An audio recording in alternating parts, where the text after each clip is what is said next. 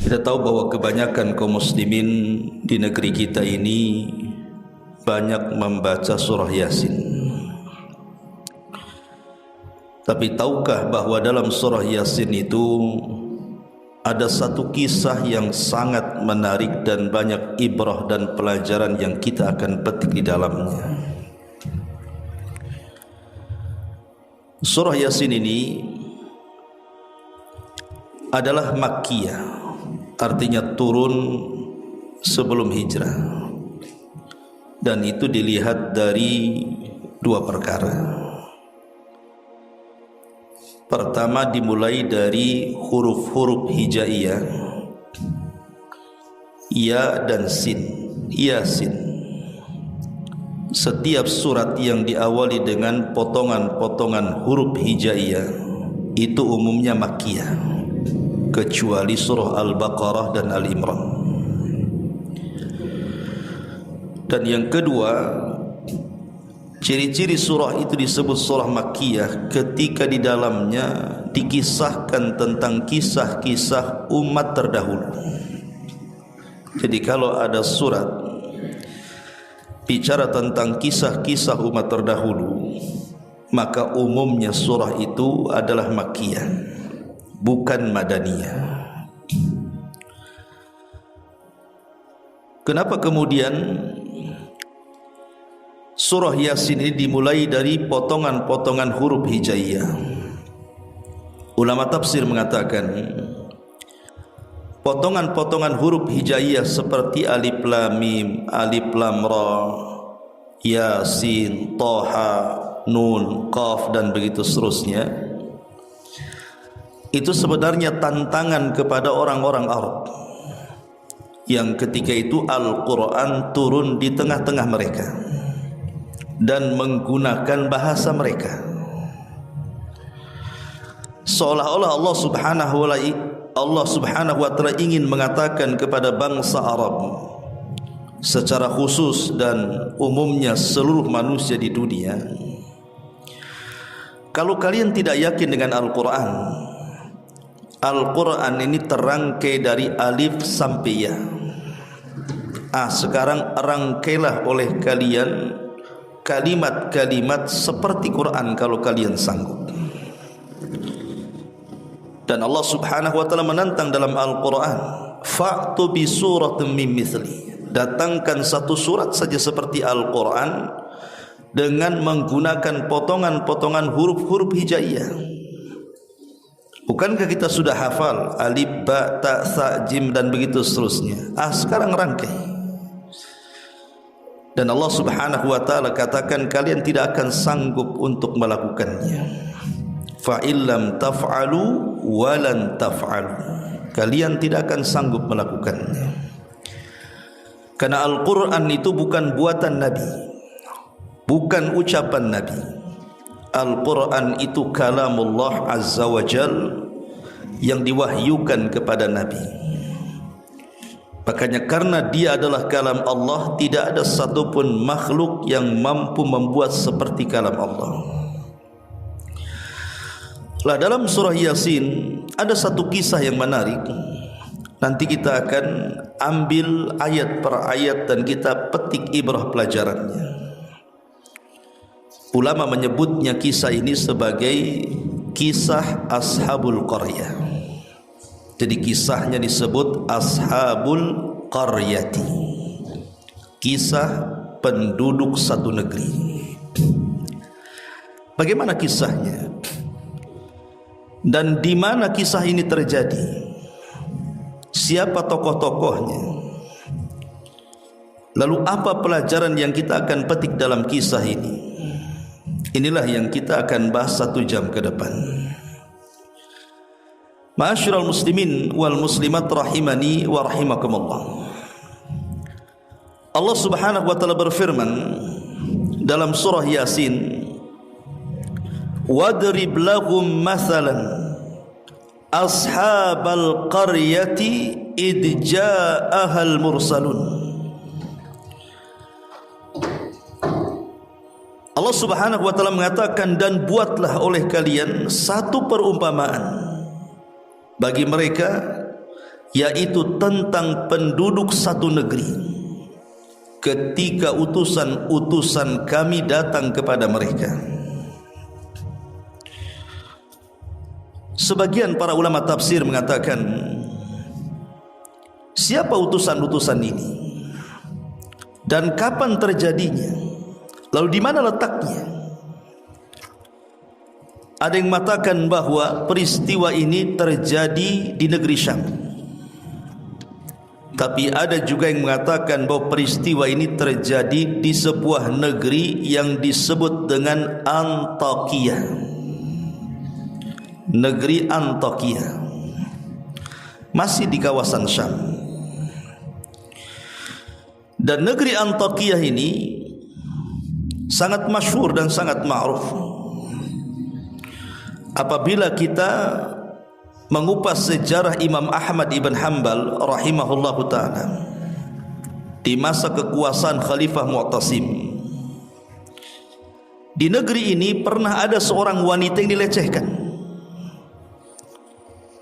Jadi ada seorang wanita dilecehkan kehormatannya, kemudian memanggil-manggil khalifah dan mengatakan, wa Mu'tasimah, wahai Khalifah Mu'tasim, tolong aku.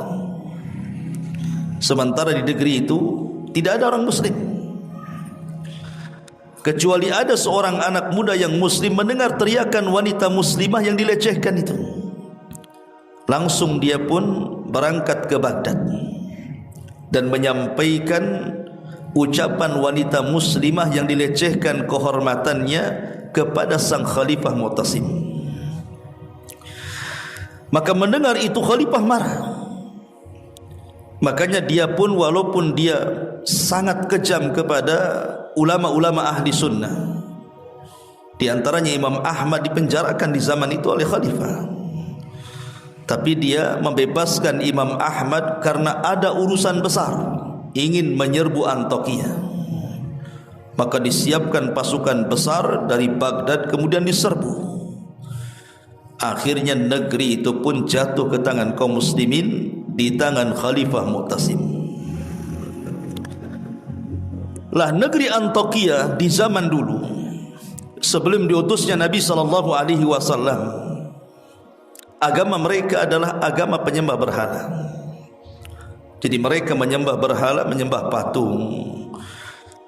Dan penyembahan terhadap berhala ini sudah ada sejak zaman Nabi Nuh alaihi salatu wassalam diutus sebagai nabi dan rasul.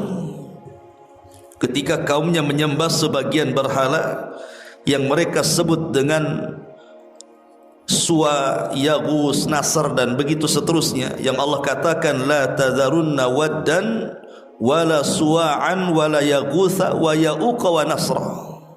Jangan kalian tinggalkan sesembahan kepada Wad, kemudian kepada Yaghus, kepada Ya'u, kepada Nasr. Itu kan nama-nama sesembahan di zaman Nabi ini, tapi kemudian berkembang sampai di zaman Nabi Ibrahim alaihi salatu wassalam. Manusia bukan hanya menyembah berhala, sampai matahari disembah, bintang disembah, bulan disembah, sampai kepada zaman Isa bin Maryam. Dan sampai hari ini masih ada agama yang menyembah berhala. Lah di negeri Antakya ini masyarakatnya mereka menyembah berhala.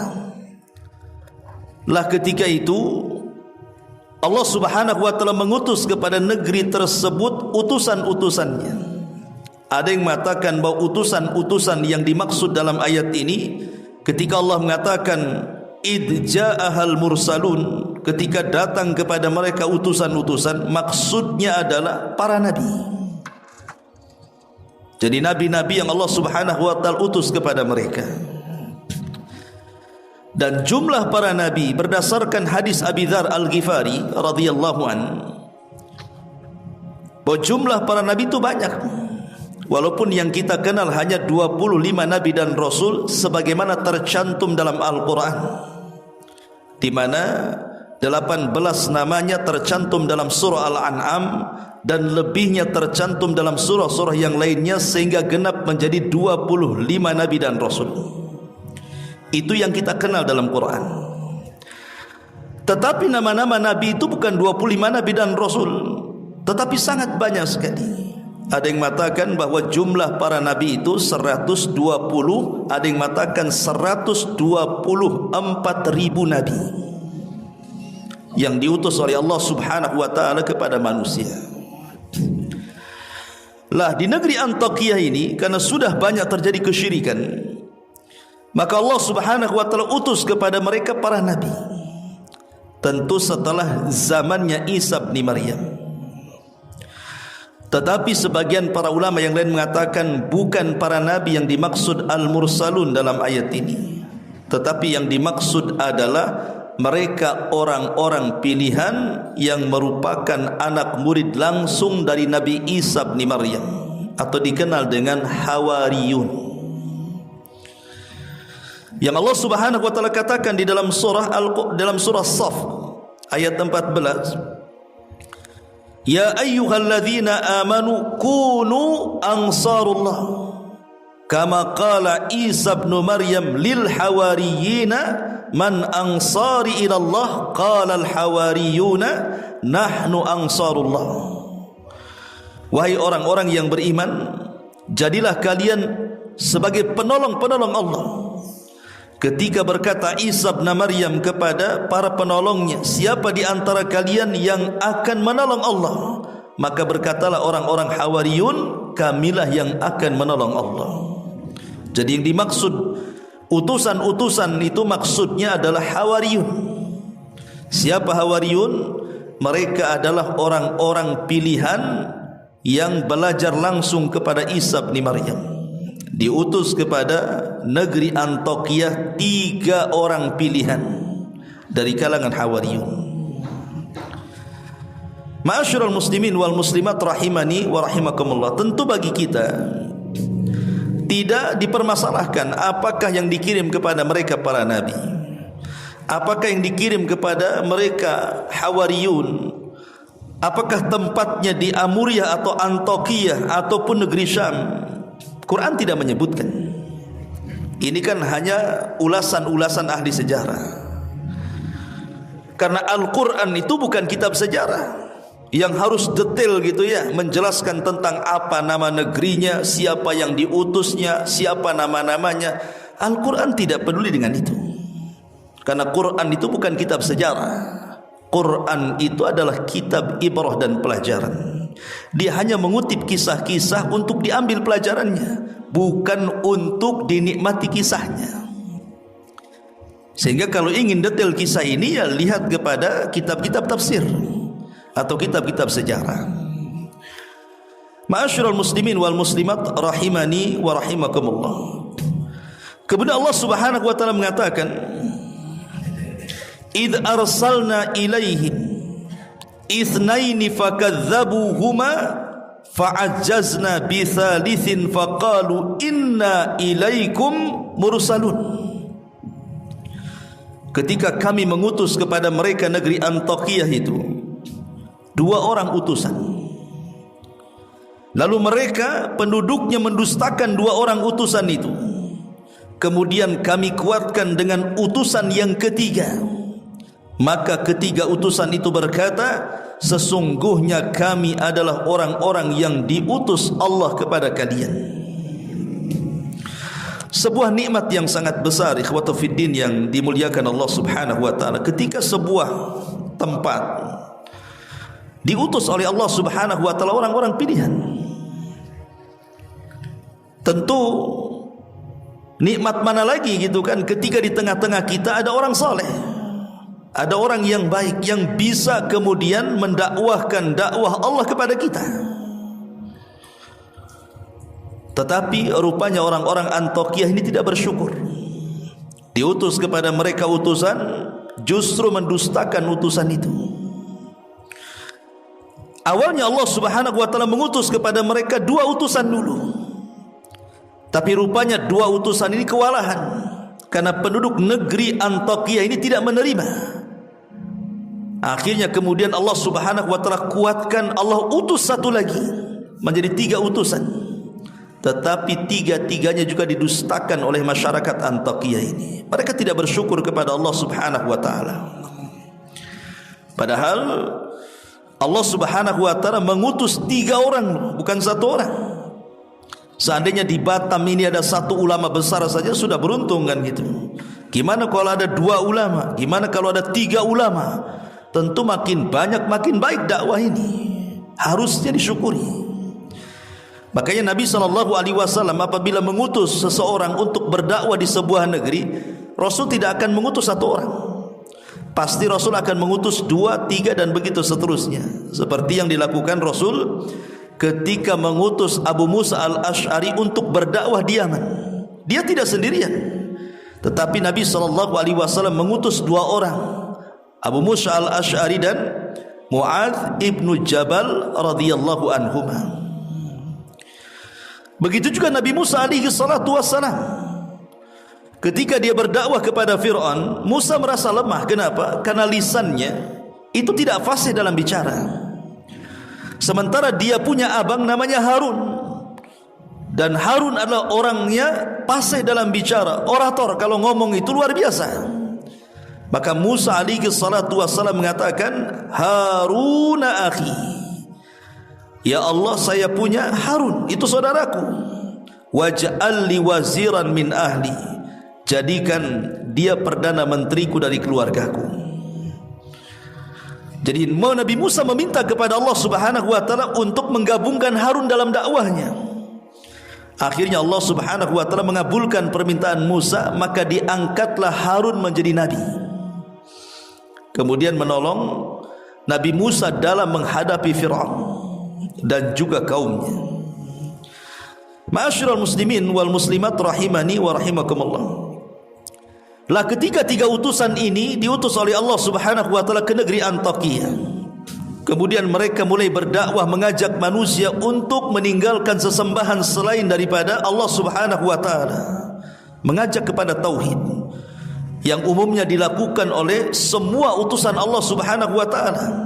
Sebagaimana Allah Subhanahu wa taala berfirman, "Walaqad ba'atsna fi kulli ummatir rasulan an ibudullaha wajtanibut taghut." Dan sungguh kami utus pada tiap-tiap umat ini seorang rasul, di mana tugas mereka menyampaikan kepada umatnya, sembahlah Allah, tauhidkan Allah, dan jauhi sesembahan selain daripada Allah alias tauhid. Itu semua utusan Allah mendakwahkan tauhid, termasuk 3 utusan ini. Tapi apa yang terjadi? Maka Allah Subhanahu wa taala melanjutkan kisahnya. Qalu ma antum illa basyarum mithluna wa ma anzalar rahman min syai'in in antum illa takdzibun. Mereka penduduk negeri Antakya mengatakan, kamu ini hanyalah manusia seperti kami, dan Allah Subhanahu wa taala Maha Pengasih, tidak menurunkan sesuatu apapun. Kamu hanyalah pendusta belaka bagi kami. Lihat, mereka mulai mendustakan 3 utusan dan mengatakan, kalian itu manusia sama dengan kami. Maunya mereka itu, kalau memang kalian adalah utusan-utusan Allah Subhanahu wa taala, kenapa tidak malaikat saja diutus kepada kami? Kenapa mesti kalian manusia seperti kami, yang makan minum persis seperti kami? Jadi mereka mengatakan, kenapa tidak malaikat yang diutus? Kenapa mesti seperti kalian, seperti kami manusia yang diutus? Ma'asyiral muslimin yang dimuliakan Allah Subhanahu wa taala, sebenarnya penolakan dakwah mereka itu bukan itu alasannya. Sebab kalau Allah Subhanahu wa taala utus malaikat sekalipun sebagai nabi dan rasul, tentu Allah Subhanahu wa taala pasti akan membentuk malaikat itu seperti manusia, dan pasti mereka juga akan mendustakan sekalipun itu jelmaan manusia. Dan itu disinggung dalam Al-Quran surah Al-An'am ayat 9, walau ja'alnahu malakan la ja'alnahu rajulan.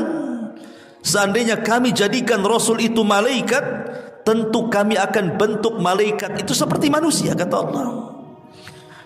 Sebab kalau seandainya malaikat dalam bentuk aslinya diutus kepada manusia, siapa yang akan mengikuti malaikat? Malaikat itu makhluk besar. Bayangkan Jibril saja, berapa sayapnya? 600. Di mana satu sayap itu terbentang antara barat dan timur, mulai dari terbenam sampai terbitnya matahari. yang disebut dalam hadis Nabi SAW, saddal ufuk, menutupi langit. Macam mana malaikat sebesar itu akan turun ke bumi dan akan menjadi nabi? Sementara nabi dan rasul itu harus diikuti. Malaikat tidak pernah tidur. Macam mana kita akan tidak tidur? Pasti tidur manusia. Malaikat tidak makan, malaikat tidak minum, malaikat tidak kawin. Sementara kita makan, kita minum, kita kawin. Macam mana akan mengikuti malaikat? Malaikat marah dan marahnya malaikat juga berbeda dengan marahnya kita. Malaikat bukan seperti manusia berjalan di bumi. Malaikat terbang, kita tidak bisa terbang. Makanya Allah Subhanahu wa taala mengatakan, sekalipun Allah utus malaikat sebagai rasul, pasti Allah akan bentuk seperti manusia supaya bisa ditiru. Ya. Tetapi Allah Subhanahu wa taala katakan, walalabasna alaihi ma yalbisun. Meskipun demikian, mereka pasti akan tetap ragu, sebagaimana kini mereka juga tetap ragu. Pasti akan didustakan. Berarti itu bukan alasannya. Alasan mereka menolak 3 utusan ini karena kesombongan mereka. Karena kesombongan mereka kepada 3 utusan itu, merasa bahwa mereka lebih hebat, lebih mulia, makanya mereka menolak. Sebagaimana ketika Rasul berdakwah ke Taif, kemudian berjumpa dengan 3 pembesar Taif, putra daripada Amr ibn Umair, di antaranya Abdu Layalil ibn Amr, kemudian Mas'ud ibn Amr, kemudian Habib ibn Amr. Apa kata 3 orang pembesar Taif ini kepada Rasul? Coba. Ketika Rasul mulai mendakwahkan dakwah tauhid kepada mereka, salah satu di antara mereka mengatakan, ya Muhammad, kalau memang engkau seorang nabi, maka tidak pantas aku bicara dengan kamu. Dan kalau engkau bukan nabi, lebih tidak pantas lagi aku bicara dengan kamu. Intinya tidak mau bicara. Bahkan yang satu mengatakan, kalau engkau seorang nabi, pasti aku akan robek kiswah Ka'bah itu. Bahkan yang lain mengatakan, kenapa mesti engkau yang diutus jadi nabi? Kenapa tidak Abu Lahab saja? Kenapa tidak ada Abu Jahal saja? Kenapa tidak Umayyah saja? Mereka lebih terhormat, mereka lebih kaya, dan begitu seterusnya. Jadi mereka menolak dakwah Rasul itu karena kesombongan. Jadi semua umat-umat dulu ketika diutus Rasul kepada mereka, kemudian mereka mendustakan, itu karena kesombongan mereka. Mereka sombong menolak kebenaran. Lah sebagaimana juga kaum Antiokhia ketika diutus 3 Rasul kepada mereka, mereka tolak dan mereka dustakan Rasul itu. Padahal kita tahu bahwa, lalu apa salahnya kalau seandainya Allah Subhanahu wa taala mengutus kepada kita seorang Rasul atau Nabi itu manusia? Apa salahnya? Pertanyaannya, apa salahnya?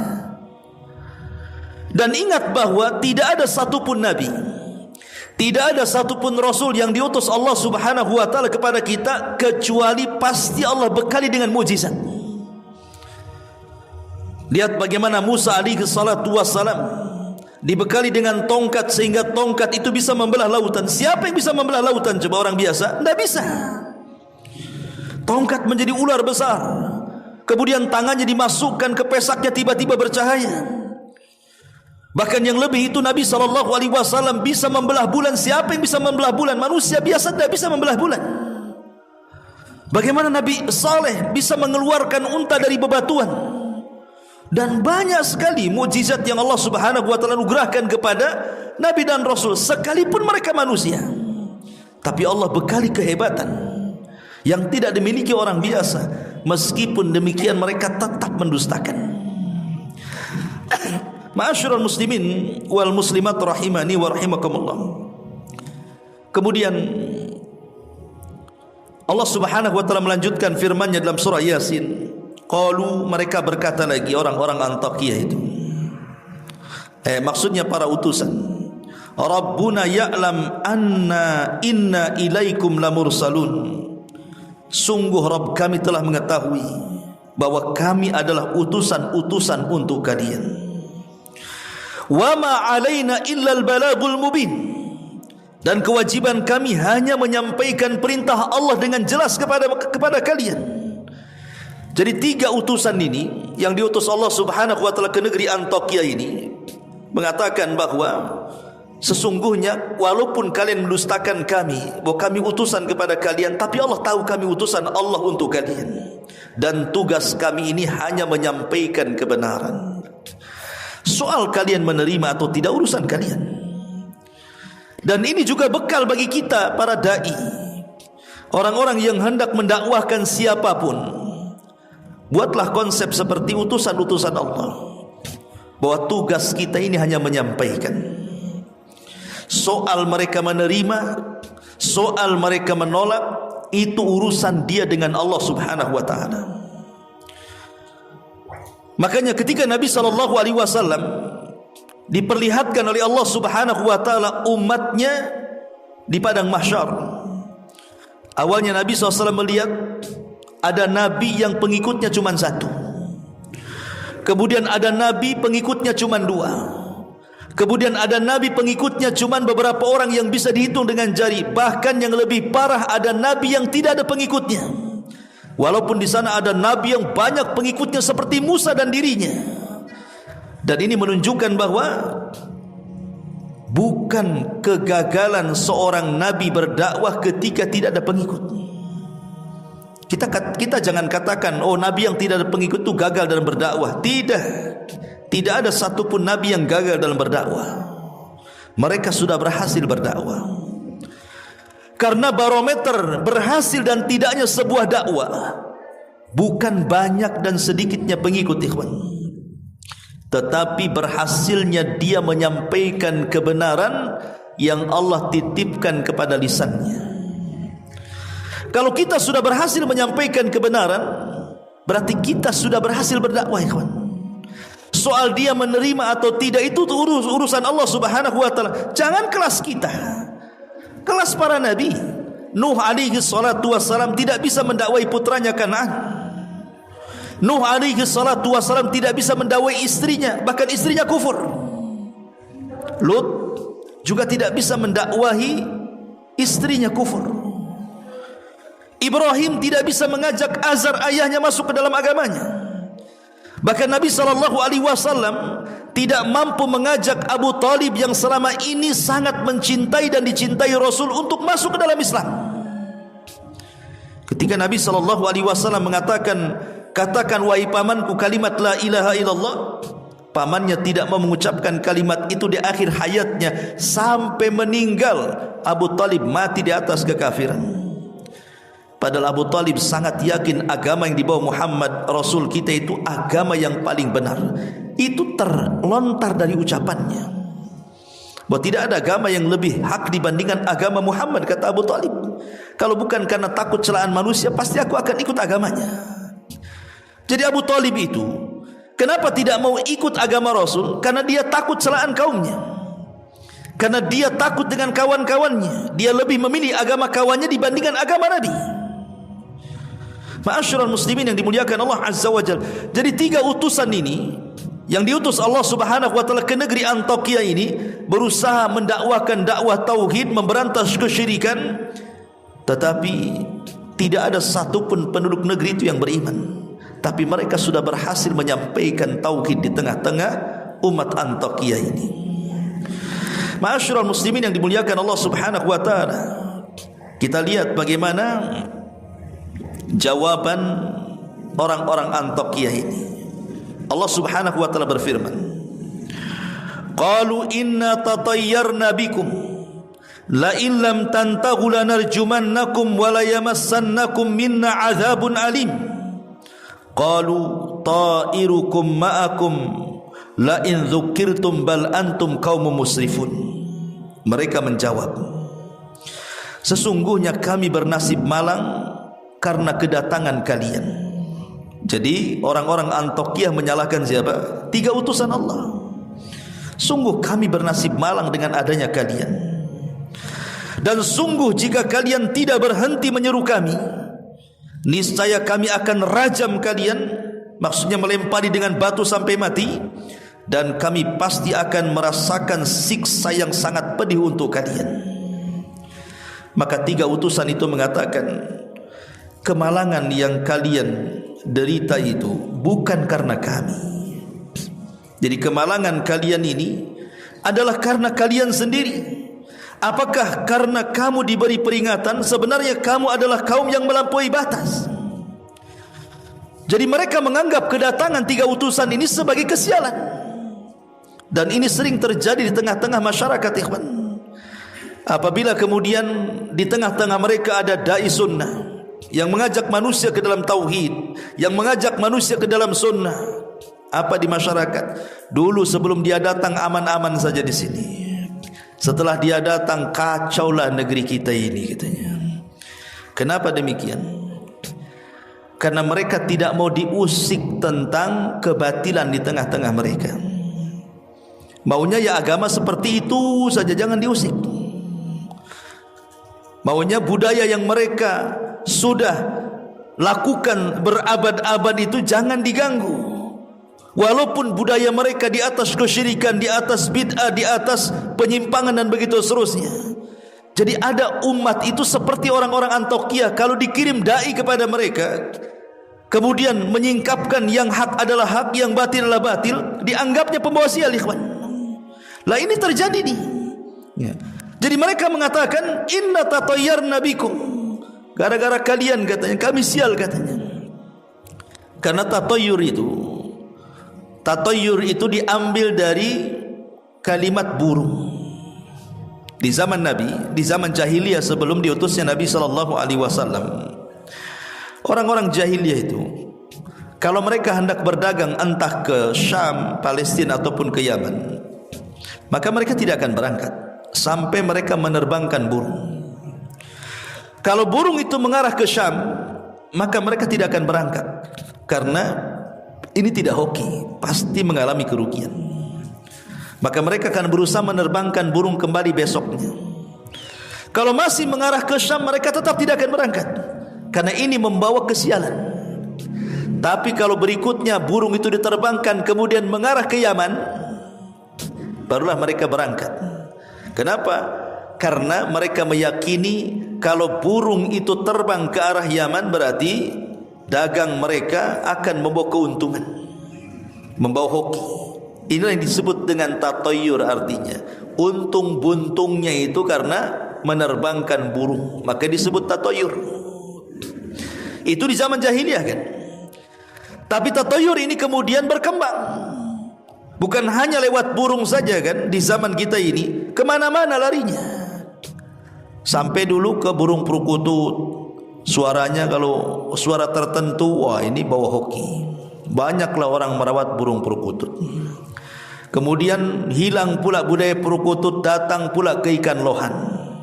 Makin besar nong-nongnya, katanya, depannya itu ya, itu makin hoki, katanya. Tidak selang lama hilang pula lohannya. Datang pula apa itu? Bunga janda bolong atau apa? Kalau punya bunga itu bawa hoki, katanya. Hilang janda bolong, datang janda rapat, katanya. Ma'asyiral muslimin yang dimuliakan, macam-macam sampai ke angka 23, angka sial. Sampai nabrak kucing bawa sial, sampai melihat sesuatu bawa sial, nengok binatang di jalan bawa sial, sampai ke burung-burung gagak apa semua bawa sial. Itu disebut tatayyur namanya. Ya. Lah di sini orang-orang Antioquia ini menyalahkan 3 utusan itu. Mereka tatayyur dengan kedatangan kalian, kami jadi sial, katanya di sini. Nauzubillah, ikhwatu fillah, muliakan Allah Azza wa Jalla. Allah mengutus orang terbaik kepada mereka, mereka menganggap sial pula keberadaan mereka. Makanya kemudian dibantah oleh 3 utusan ini. Qalu ta'irukum ma'akum la in dzukirtum bal antum qaumun musrifun. Tidak, kesialan kalian itu datang dari diri kalian. Bukan kami yang datang membawa kesialan, tapi kesialan itu datang dari diri kalian, karena kalian umat yang melampaui batas. Ma'asyiral muslimin wal muslimat rahimani wa rahimakumullah. Maka mulailah kemudian mereka mendakwahkan tauhid, kemudian mengalami penyimpangan dari kaumnya. Bahkan mulai kaum Antioquia menyakiti 3 utusan ini. Ketika kemudian 3 utusan ini mulai disakiti, mulai diintimidasi, mulai disudutkan dalam dakwahnya, rupanya habar 3 utusan yang didustakan oleh umat Antiokhia ini kedengaran kepada orang yang sangat soleh di zaman itu, namanya Habibun Najjar. Jadi kisah surah Yasin itu disebut mukmin ala Yasin. Ada seorang yang beriman dari keluarga Yasin namanya Habibun Najjar. Jadi kisah dalam surah Yasin ini sebenarnya mengkisahkan tentang seorang laki-laki yang saleh di sebuah negeri namanya Habibu An-Najjar. Makanya Allah Subhanahu wa taala melanjutkan firman-Nya, wajaa min aqsal madinati rajulun yas'a qala ya qaumi tabi'ul mursalin. Dan datanglah dari ujung kota seorang laki-laki namanya Habibun Najjar dengan bergegas dan dia berkata kepada kaum Antiokhia, wahai kaumku, kenapa kalian menolak 3 utusan itu? Ikuti utusan-utusan itu. Kenapa kalian sakiti utusan-utusan itu? Ya. Habibun Najjar ini dikisahkan dalam biografinya oleh sebagian ulama sejarah. Dia ada yang mengatakan bahwa dia adalah namanya Habib ibn Israel. Tapi ada juga yang mengatakan Habibun Najjar al-Antaki atau dikenal dengan Habibullah. Jadi Habibun Najjar ini dia orang miskin, bukan orang kaya raya, tidak. Ada yang mengatakan dulunya adalah pemahat patung, pemahat berhala. Kemudian dia taubat dan beragama dengan syariat Nabi Isa bin Maryam. Kemudian setelah Isa diangkat ke langit, maka dia pun bersembunyi dalam gua dan beribadah kepada Allah Subhanahu wa taala. Sampai ketika mendengar ada 3 utusan didustakan di Antiokhia, dia keluar dari gua, kemudian bergegas mendatangi negeri Antiokhia itu. Ma'asyiral muslimin yang dimuliakan Allah Subhanahu wa taala, bahkan Nabi SAW mengatakan, walaupun ada sebagian ulama mengatakan hadisnya lemah, bahwa ada 3 manusia yang disebut dengan as-siddiqun, pencinta kebenaran. Pertama, seorang laki-laki yang beriman dari keluarga Ahlu Yasin. Dialah Habibun Najjar yang terdapat dalam surah Yasin ini. Kemudian yang kedua, seorang yang beriman dari keluarga Fir'aun namanya Hazkiah. Kemudian yang ketiga, Ali bin Abi Thalib radhiyallahu anhu. Itulah yang disebutkan 3 orang yang disebut as-siddiqun, para pencinta kebenaran. Yang Allah Subhanahu wa taala katakan, ulaika ma'alladina an'amallahu 'alaihim minan nabiyyin was-siddiqin wasyuhada'i was-salihin. Mereka orang-orang yang diberikan nikmat oleh Allah dari kalangan para nabi dan para siddiqin. Dan 3 orang yang paling siddiq adalah Habibun Najjar, kemudian Hazkial dan Ali bin Abi Thalib radhiyallahu anhu. Sekali lagi, walaupun riwayatnya dilemahkan para ulama. Maka Habibun Najjar ini dengan kelemahannya, sendirian lagi, coba bayangkan, dia menghadapi satu kota dengan raja yang zalim, dengan masyarakat pendusta para nabi. Dari sini ada pelajaran besar ikhwatu fiddin, bahwa dakwah itu tidak mesti harus kaya. Berdakwah itu tidak mesti harus memiliki kekuatan, tidak harus memiliki kekuasaan. Kita bisa berdakwah dengan lisan, kan? Bukankah Nabi SAW mengatakan, man ra'a minkum munkaran falyughayyir biyadi, fa illam tastati fa bilisani, fa illam tastati fa biqalbi, wa dzalika adaful iman. Kalau kalian melihat kemungkaran di hadapan kalian, cegah dengan kekuatan kalian. Kalau tidak sanggup, cegah dengan lisan kalian. Kalau tidak sanggup, cegah dengan hati kalian, walaupun itu selemah-lemahnya iman. Habibun Najjar mengajarkan kepada kita dakwah dengan lisan. Dan Allah Subhanahu wa taala mengatakan, waman ahsanu qaulan mimman da'a ilallah. Siapa lagi ucapan yang paling indah melebihi orang yang mengajak manusia ke jalan Allah Subhanahu wa taala, ikhwan. Jadi Allah mengatakan, orang yang mengajak manusia ke jalan Allah adalah manusia yang paling indah ucapannya. Di masyarakat Orang yang paling indah suara itu ya mungkin para penyanyi, ya kan, para musisi, para pedangdut, ya. Oh itu mantap-mantap suaranya. Itu di masyarakat. Padahal dalam Islam justru itu suara terburuk dalam Islam itu. Karena biasanya nyanyian-nyanyian, musik-musik itulah yang menghalangi manusia dari kebenaran, yang menghalangi manusia dari Quran. Tetapi orang-orang yang mendakwahkan dakwah kebenaran, itulah suaranya paling indah di hadapan Allah Subhanahu wa taala. Makanya Allah mengatakan, "Wa man ahsanu qaulan." Tidak ada ucapan yang paling indah, suara yang paling indah mimman da'a ilallah, dibandingkan orang yang mengajak manusia ke jalan Allah. Tapi apa yang terjadi? Banyak para dai itu justru ditolak di masyarakat. Suaranya tidak indah dianggap di telinga-telinga mereka kan. Justru ada orang yang tersakiti dengan dakwahnya para duat, padahal mereka adalah suaranya paling indah. Apa yang dilakukan oleh Habibun Najjar ini ketika mendengar bahwa 3 utusan itu mulai disakiti, diintimidasi, bahkan ada ancaman pembunuhan, maka dia keluar menuju negeri tersebut, kemudian mengatakan, ittabi'ul mursalun, ikutilah utusan-utusan itu. Ittabi'u man la yas'alukum ajra wa hum muhtadun, ikutilah orang yang tidak meminta imbalan kepada kalian, dan mereka adalah orang-orang yang mendapatkan petunjuk. Wa ma liya la a'budul ladzi fatarani wa ilaihi turja'un, dan tidak ada alasan bagiku untuk tidak menyembah Allah yang telah menciptakan aku, dan hanya kepadanya lah aku dikembalikan. Attakhid min dunihi alihatan iyuridni rahman bidurrin la tughni anni syafa'atuhum syai'a wa la yumkidun inni idzan la fi dhalalim mubin inni amantu bi rabbikum fasma'un. Mengapa aku akan menyembah Tuhan-Tuhan selain Allah, jika Allah yang Maha Pengasih menghendaki bencana kepadaku? Pasti pertolongan mereka tidak berguna sama sekali bagiku, dan mereka juga tidak menyelamatkan aku. Seolah-olah Habibun Najjar ini menyinggung berhala-berhala orang-orang Antioquia itu. Ngapain kalian sembah berhala itu? Jika Allah Subhanahu wa taala menghendaki sesuatu, berhala-berhala itulah tidak bisa apa-apa. Atau jika Allah Subhanahu wa taala menimpakan madarat kepadaku, berhala-berhala itu tidak bisa menyelamatkan aku. Karena berhala itu tidak mungkin mendatangkan manfaat ataupun mencegah madarat.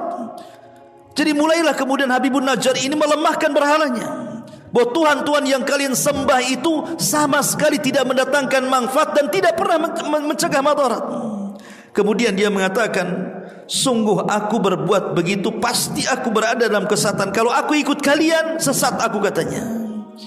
Sesungguhnya aku telah beriman kepada Rabbku, maka dengarkanlah pengakuan keimananku, ikuti nabi-nabi itu yang benar, katanya. Tapi apa yang terjadi? Marahlah penduduk Antioquia ini. Akhirnya kemudian menangkap Habibun Najjar, kemudian ditanam setengah badan di tanah. Kemudian mulai penduduk negeri itu datang mengeroyok Habibun Najjar, membawa masing-masing batu kemudian melempar sampai mati. Subhanallah. Dia rela menyerahkan jiwanya untuk membela para utusan.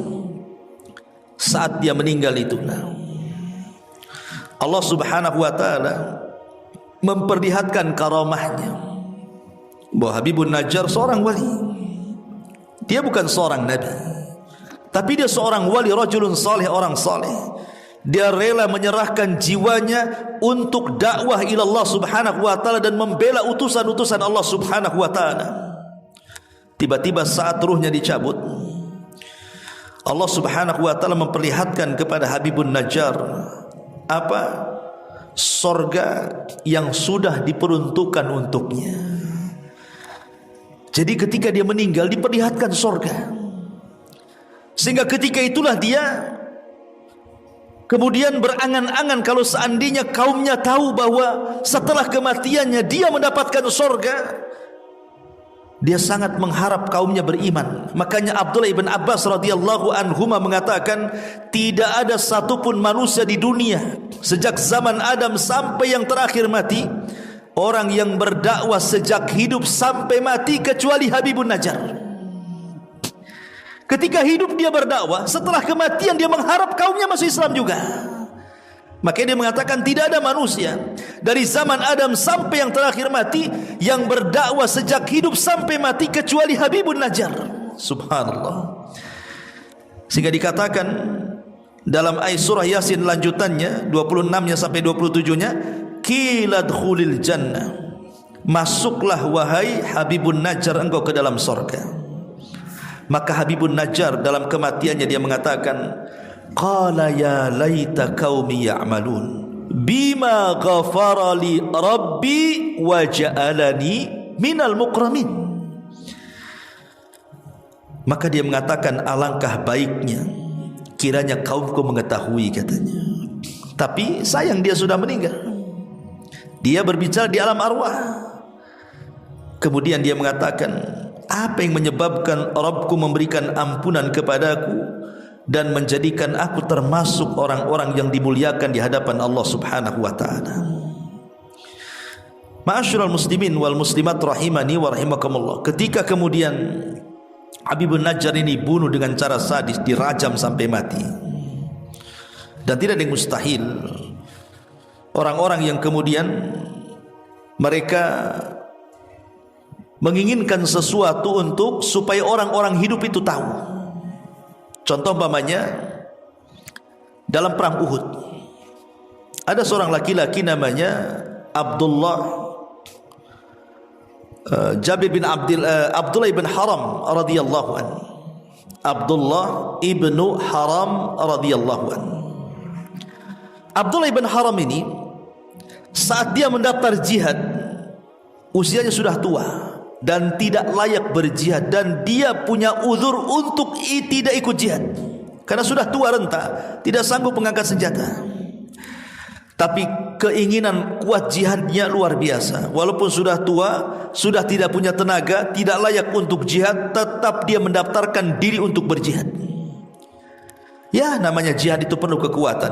Sementara dia lemah, maka dia pun menjadi orang yang pertama mati syahid dalam perang Uhud.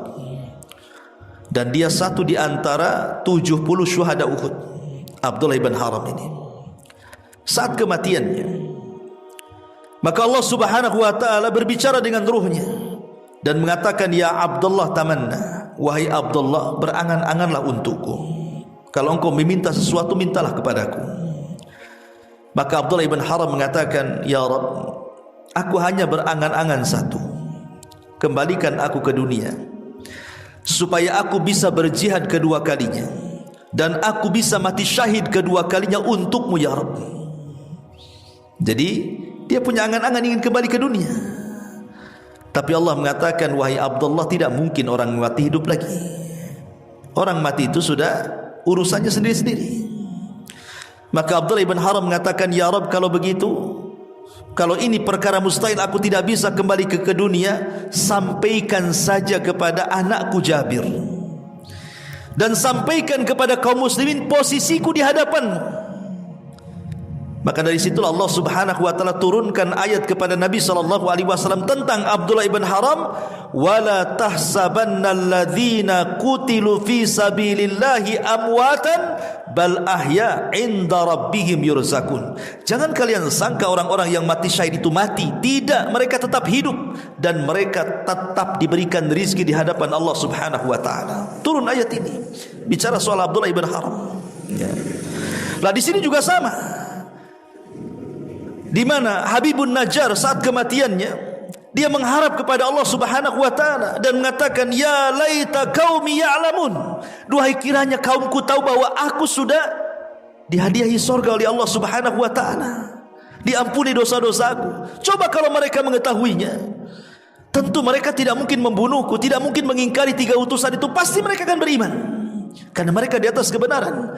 Tapi sayang, kaumnya tetap kufur. Setelah Habibun Najjar meninggal dunia, maka mereka membidik 3 utusan itu. Akhirnya mereka pun menangkap 3 utusan itu dan kemudian merajam 3-3-nya sampai mati. Lihat, Itulah yang dikatakan dalam Al-Quran, fariqan kadzabu wa fariqan yaqtulun. Sebagian mereka didustakan dan sebagian mereka dibunuh. Jadi orang-orang Bani Israel itu, khususnya orang-orang Yahudi, mereka para pembunuh Nabi. Lah karena mereka sudah mendustakan para Nabi, bahkan berani membunuh para Nabi, bahkan membunuh orang-orang saleh, maka tentu Allah Subhanahu wa taala tidak akan membiarkan kondisi ini.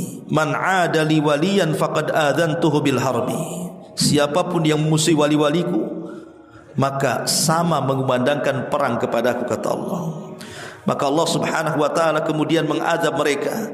Dan Allah Subhanahu wa taala katakan dalam surah Yasin selanjutnya, in kanat illa sayhatan wa ma dalam surah Yasin 28-nya, wa ma anzalna ala qaumihi min ba'dihi min jundim minas sama wa ma kunna munzilin in kanat illa sayhatan wahidatan fa idahum khamidun.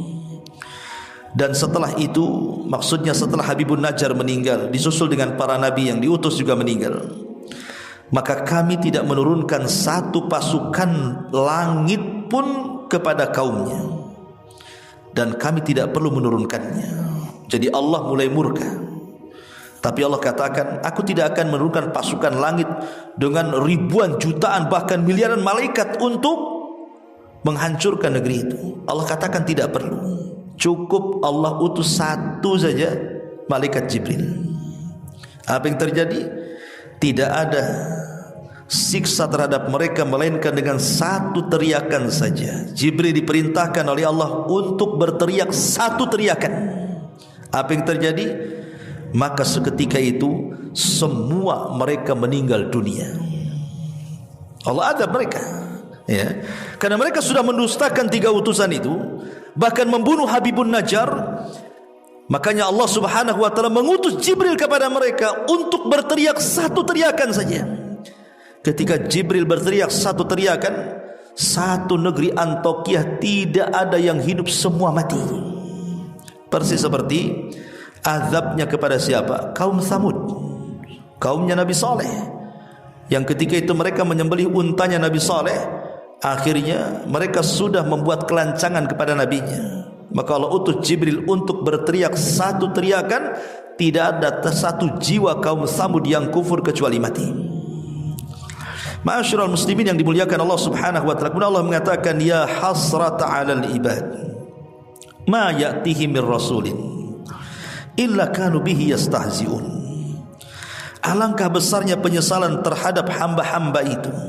Setiap datang seorang rasul kepada mereka, mereka pun memperolok-oloknya. Awalam yarau kam akhlaqna qablahum minal quruni annahum ilaihim la yarji'un. Tidakkah mereka mengetahui berapa banyak umat-umat sebelum mereka yang telah kami binasakan? Orang-orang yang telah kami binasakan itu tidak ada yang kembali kepada mereka.